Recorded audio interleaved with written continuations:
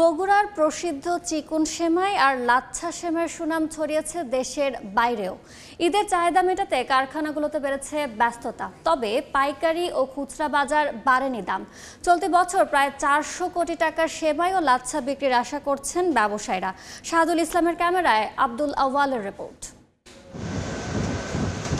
ঈদ উল ফিতর মানে লাচ্চা সেমাইয়ের ঈদ। রীতি অনুযায়ী চিলেকোঠা বা অট্টালিকার বাসিন্দা সবাইকে আপ্যায়ন করা হয় মুখরোচক এ খাবার দিয়ে। সনাতনী পদ্ধতি ছেড়ে এখন অটোমেশন পদ্ধতিতে মিক্সচার মেশিনে ময়দার খামির দেওয়ার পর কারিগরের হাতে সুনিপুণ দক্ষতায় তৈরি হচ্ছে লাচ্চা সেমাই। Bogura bread biscuit and confectionery মালিক সমিতির তথ্য মতে জেলায় প্রতি বছর ঈদের বাজারে অন্তত 250 কারখানায় প্রায় 17,000 টন লাচ্চা সেমাই উৎপাদন হয়, যা টাকার অঙ্কে অন্তত 400 কোটি টাকা। এই এক মাসের জন্য আমরা খুব আনন্দের সাথে এই কাজটা করি। যত পরিশ্রমী হোক, মাস শেষে যে টাকাটা পাই আমরা ঈদ খরচটা আমাদের সবার চলে যায়। আমাদের কাজকাম করি, টাকা পয়সা বেতন 300 টাকা করে দেয় বাবা, একই দিয়ে পরিবারটা চলা হয়।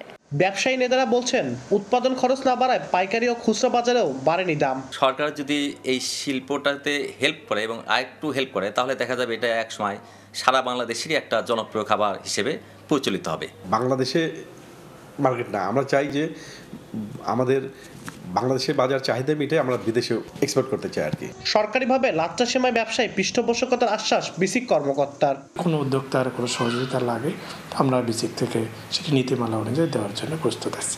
জেলায় ঈদ ঘিরে 250 কারখানায় অন্তত 2,500 মানুষ লাচ্চা সেমাই উৎপাদনের কাজ করেন। আব্দুল আউয়াল, সময় সংবাদ, বগুড়া। 4 দশক ধরে আপনার ফাইন্যান্সিয়াল পার্টনার আইডিএলসি।